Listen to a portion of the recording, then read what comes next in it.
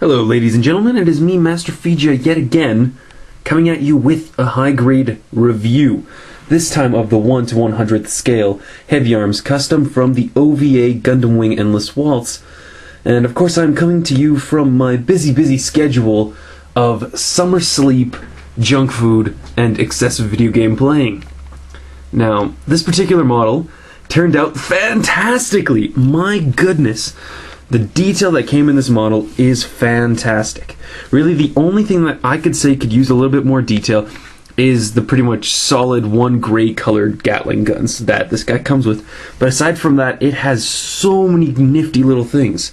You've got its fantastic booster pack on the back with actual adjustable angled thrusters right here that come as, two thrusters together as one piece. On top of that, you've got these little holsters right here that you can actually fit the Gatling guns with those little clips right there onto the back in case you ever want to have this model in its just, I guess, non-weapon mode. But considering the fact it has no melee weapons, so no beam sabers, no scythes, no heat hawks, nothing of the sort, I don't really see why you'd ever want to have its weapons up on the shoulders. But I guess in some of the box art, like right here, you do have it with one Gatling on the shoulder and one in the hand. Kind of like what they had in the original Heavy Arms. Since it didn't have two Gatlings, it only had one arm that had the shield with the Gatlings built into it. And he had the knife built into that same arm, or was it the other arm? I can't really recall, but they didn't transition with the whole weird switchblade arm thing to this one. So this guy has absolutely no melee weapons. If it ever came to mano a mano, no more ammo kind of fight, good old Troll Barton would either have to switch the self-destruct button or fist fight it out if that's a possibility. Okay, now, for anyone who's ever actually seen Endless Waltz or the original Gundam Wing, you know that Heavy Arms is renowned for having weapons hidden in absolutely every nook and cranny of the mobile suit. Okay, now, in the legs on either side, I'm only going to show you on one side just because there's no point in opening both. You've got these little rocket packs right here. Oh, one more. That have four little doors that open up to a cache of missiles.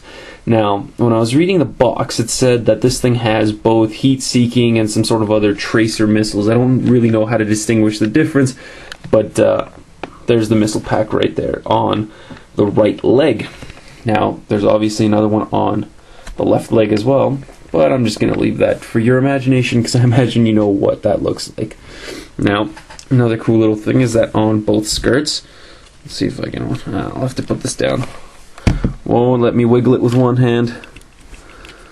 Sometimes you kind of have to just flick his Gatlings out of the way so you can get at these little guys here. Come on, wiggle, wiggle, wiggle, wiggle.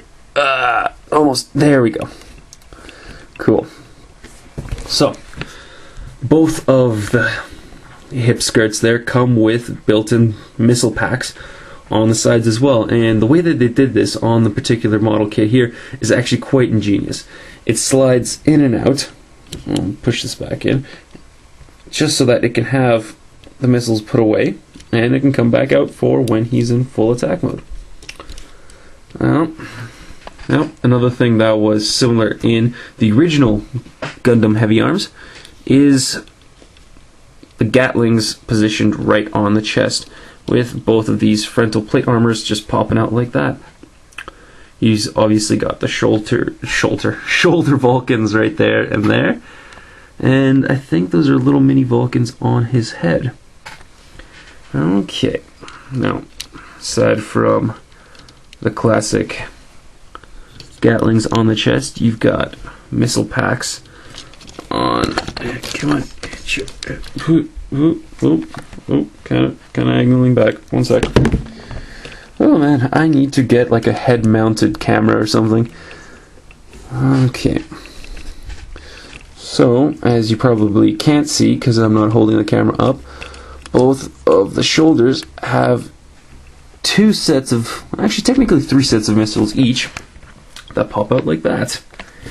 You've got the ones that are already built into the shoulder, the ones that are built into the shoulder armor front plates that pop up, and of course back here we have another plate of missiles that actually comes from the back plate of the shoulder armor and just swings out. The way that it did it is quite ingenious. And yeah, so you've got missiles on both legs. You have missile pods that pop out of the hip armor plates there. You've got 3 sets, so yeah, correction, 3 sets of missiles from the shoulder plates. You've got the Gatlings in the chest and the Vulcans on the shoulders and the head, and of course the massive twin Gatling guns on both arms. Okay, so that's the weapon review. I will put this guy into its full attack mode in the position I want to put it on my shelf, and then I will give it my final verdict. Alright everyone, and here it is. The high-grade custom heavy arms, custom heavy arms, in its final battle position as it will be seen on my shelf by absolutely no one aside from you great folks who have the privilege of seeing it here on the interwebs. Now, to talk about the high points and the low points of this particular model now that we have it in a nice, viewable, respectable manner. Obviously, as I went over before, the weapons in this mobile suit are quite extensive, with the only downfall being the fact that this particular mobile suit has absolutely no melee weapons.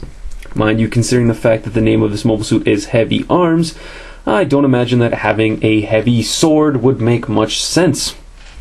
Okay, so aside from the massive arsenal, we also have the great attention to detail.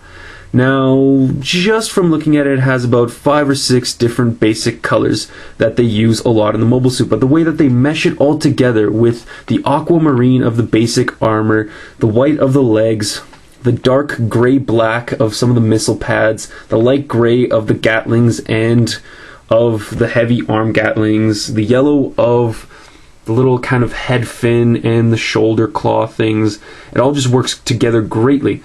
And the one thing that I really love are these kind of light aquamarine stickers that are found on both the front and back sort of like hip plates, skirt things, and of course on the armor plates, which are currently flicked back right now, so you can't really see them. Here they are in the back. The colors just work together great. I mean, obviously it's going off of the color of the original line art, and I hope it's accurate. I haven't seen the show in a little while, but it looks right to me. It works. It works great. Okay, another thing that I love about 1 to 100th scale high grades, and some of the better high grades that they have now, are the fully opposable hands. Now, I'm not going to fiddle around too much with them, but here you can see that I've actually put his trigger finger out. And of course, the bottom 3 fingers also move around.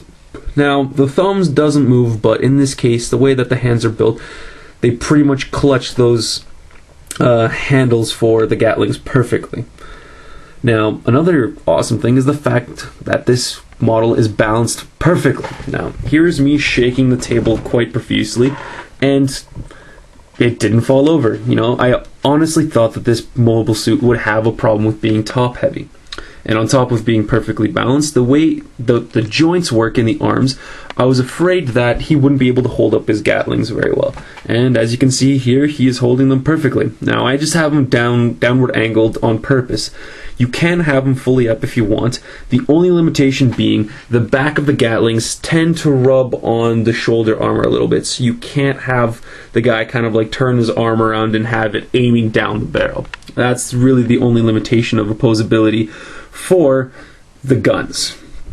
One of the slight limitations of the joints is the fact that, like I said, it rubs up against the shoulder armor right there, and as you can see on the elbow joint right there, they tend to come a little bit loose. Now, they haven't come clean off yet, so it's not that big of a problem. If it bothers you a lot, I mean, it bothers me a little bit, and you're a little OCD like I am, just kind of nuzzle it back into place and it should be fine. Okay, now coming to my biggest pet peeve with some of these high grades. and specifically the OVA Gundam Wing Endless Waltz series of Bandai mobile suits. Now, for whatever reason, they just decided at some sort of corporate event that it would be the best idea to get rid of detail in pieces with a butt ton of stickers, and the worst offender of this being the Gundam Death Scythe from this OVA series of mobile suits in the high grade.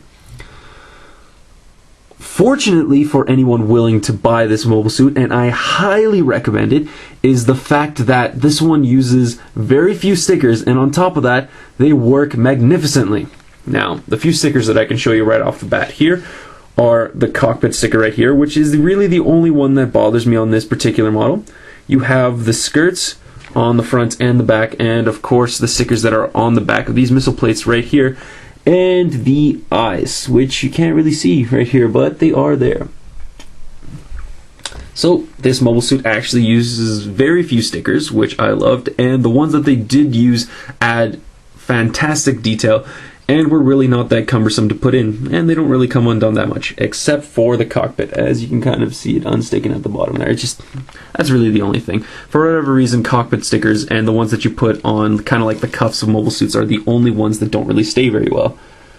We have some more stickers on the back, and of course the ones that are on the shoulder plates. Okay, all in all, I would say that this is almost like a full 10 out of 10 perfect mobile suit for anyone who, willing or not to paint, and is willing to fork over whatever this cost me. Let me just take a look here. I think it was 1,470 yen directly from Akihabara Electronics and Hobby Shop working area in Tokyo, Japan, or Yahon, or whatever you folks like to call it. So yeah, I'd say perfect high grade 1 to 100th scale mobile suit for anyone who is willing to buy it. I had a fantastic time building this. Now I know I say that for every mobile suit. You know, I had a great time. This is a great mobile suit, but I legitimately say that if you have the money, you have the time, and you have got the passion, build this. And if you guys actually do make this, please send me some videos or anything, really. I mean, just kind of say hi, send me an email telling me how much you hate my videos. I wouldn't mind. Yeah. So, this was my review of the high grade Heavy Arms Custom Heavy Arms Custom. That wasn't really that customized because I made it exactly how it came in the box. This is MasterFeja. I hope you guys enjoy your hobby building, and please, for the love of Christ, let the internet find my videos. Or not. Enjoy your hobby building. Have a great time. MasterFeja out.